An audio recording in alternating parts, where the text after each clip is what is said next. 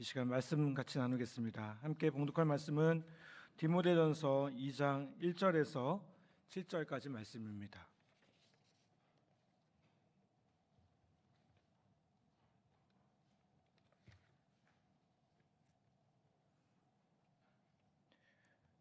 디모데전서 2장 1절에서 7절입니다. 다 찾으셨으면 이 시간 저와 교독하도록 하겠습니다. 제가 먼저 봉독하겠습니다. 그러므로 내가 첫째로 권하노니 모든 사람을 위하여 간구와 기도와 도고와 감사를 하되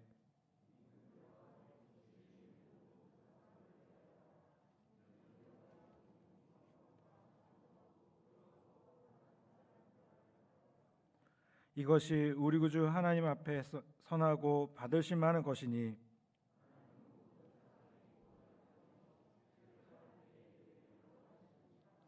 하나님은 한 분이시요 또 하나님과 사람 사이의 중보자도 한 분이시니 곧 사람이신 그리스도 예수라.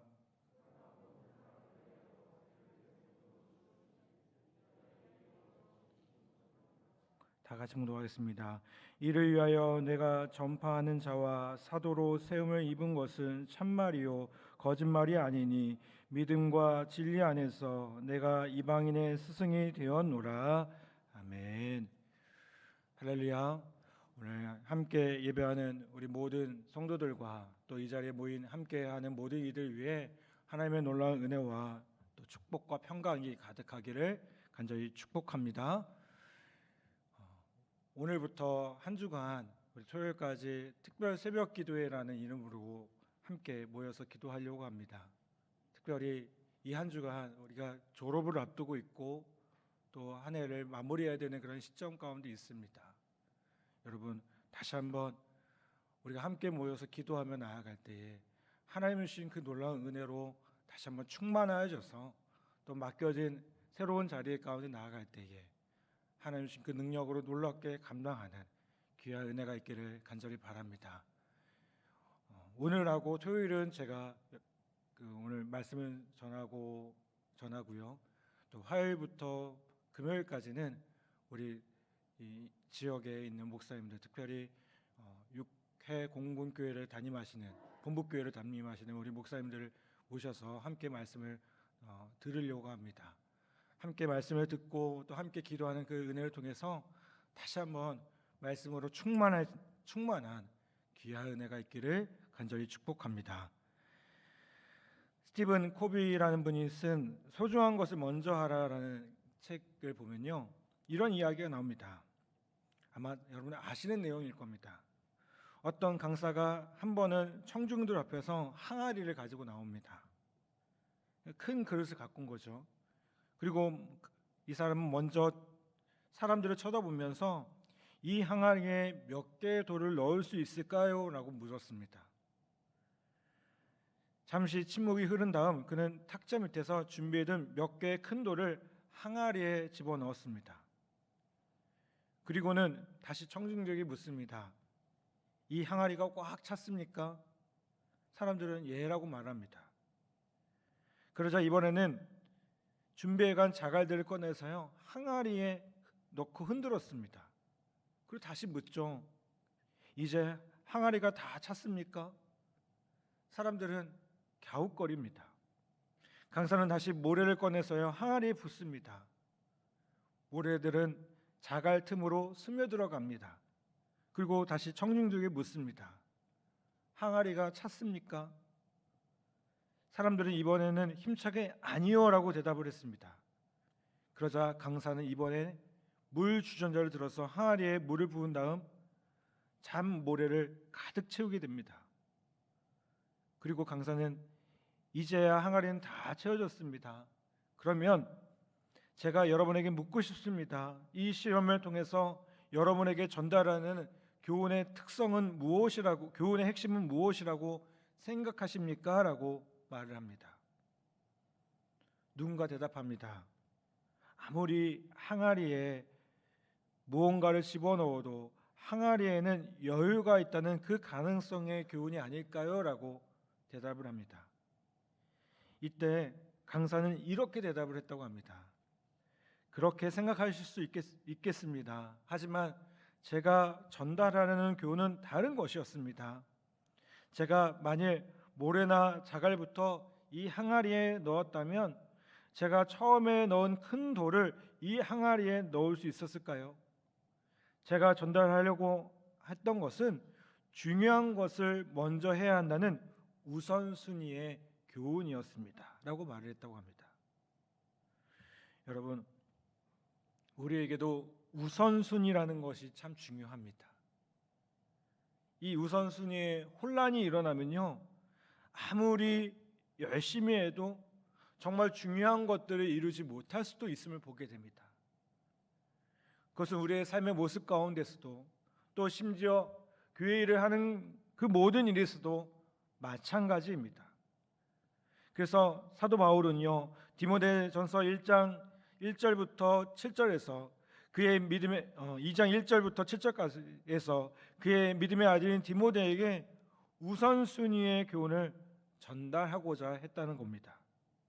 그렇다면 바울이 오늘을 사는 우리에게 가르치는 우선순위의 교훈은 무엇이겠습니까? 우리가 이 디모데 전서와 후서를 가리켜서 목회서신이라고 합니다. 바울은 이 목회서신을 통해서 그의 목회사역의 후계자와 같은 디모데에게 목회의 실제와 정신을 가르치고자 했습니다.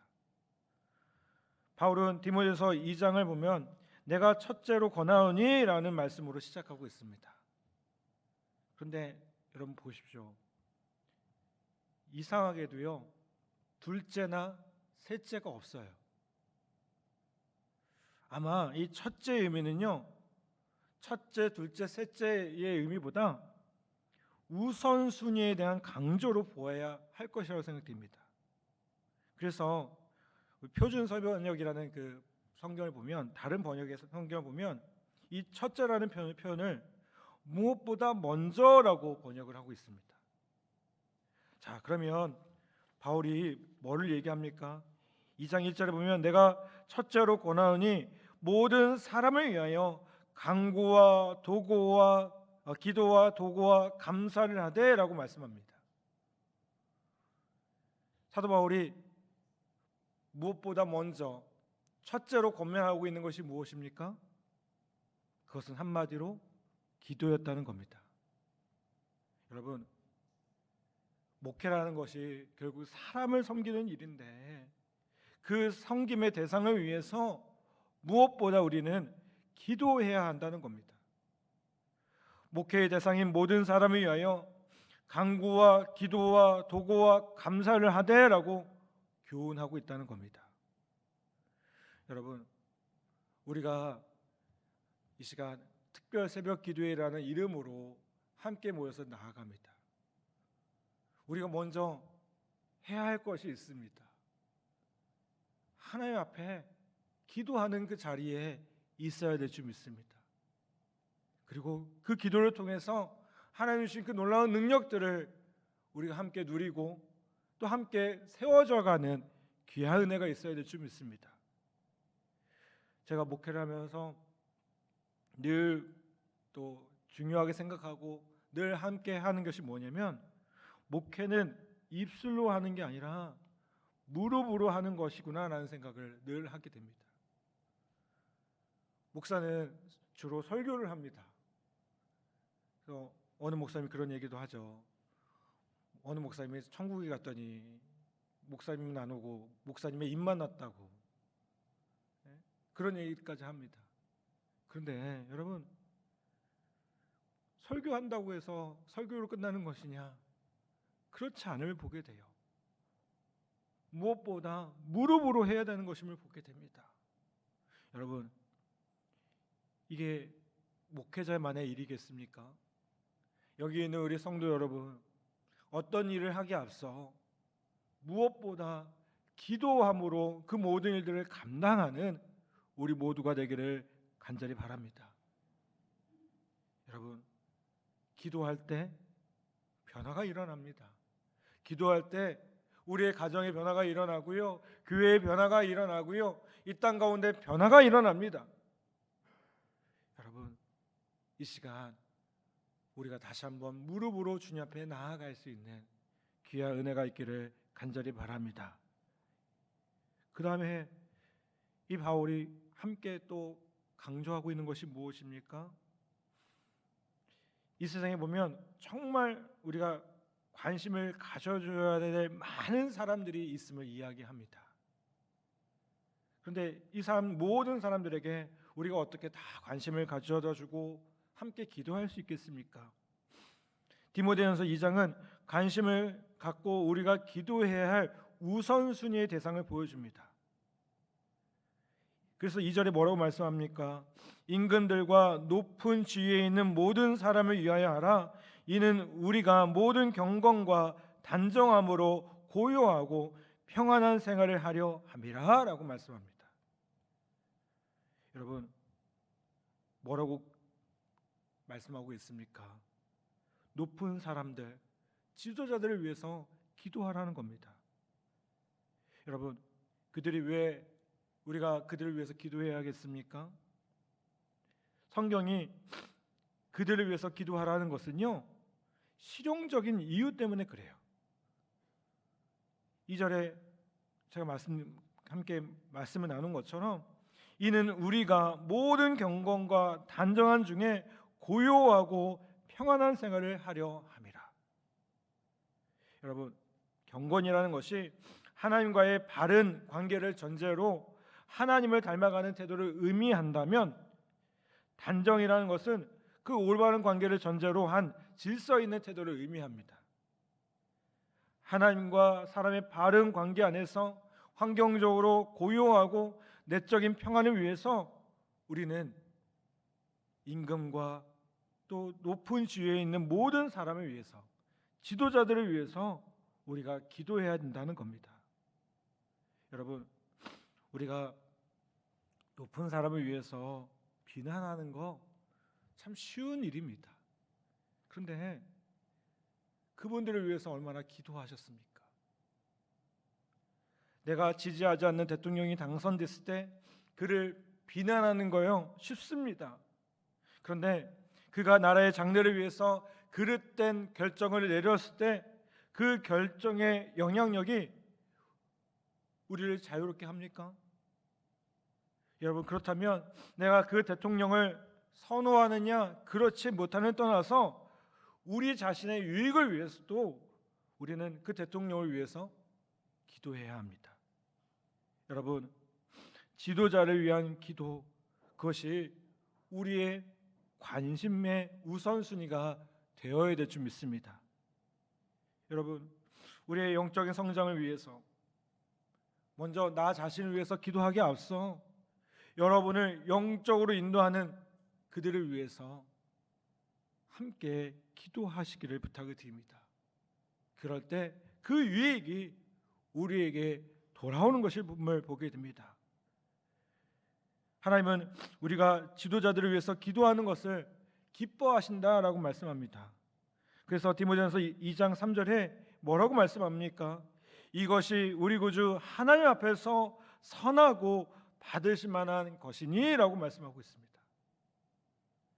여러분, 우리가 지도자들을 위해서 기도할 때, 우리가 나라의 지도자들을 위해서, 또 교회의 지도자들을 위해서, 또 우리가 함께 나아갈 군대의 지도자들을 위해서 기도할 때, 이것이 하나님 보시기에 선하고 받으실 만한 아름다운 것임을 여러분, 우리 모두가 다시 한번 기억하기를 바랍니다.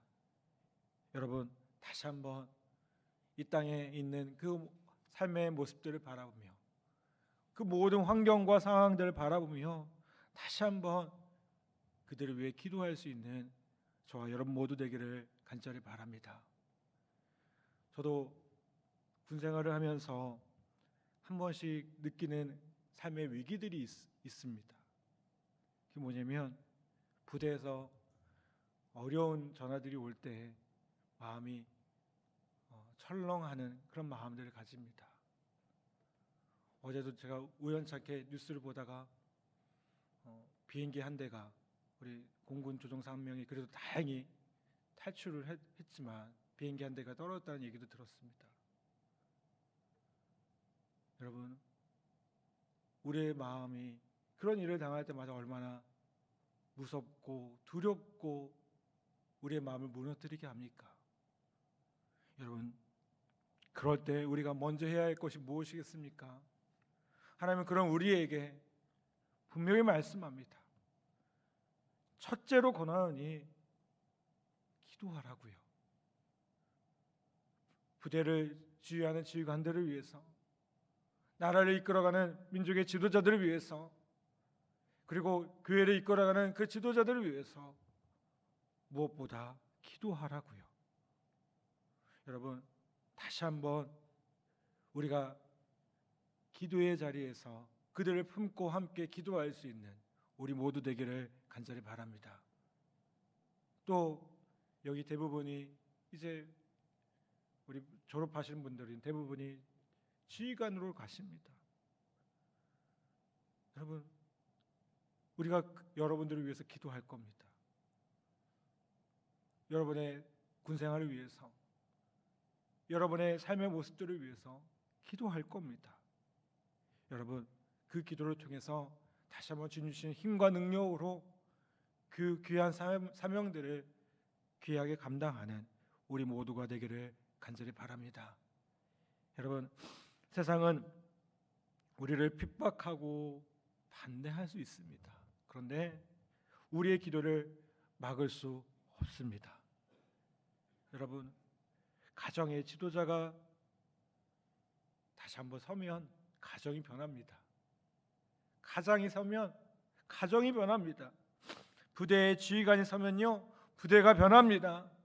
나라의 지도자가 서면 나라가 변합니다.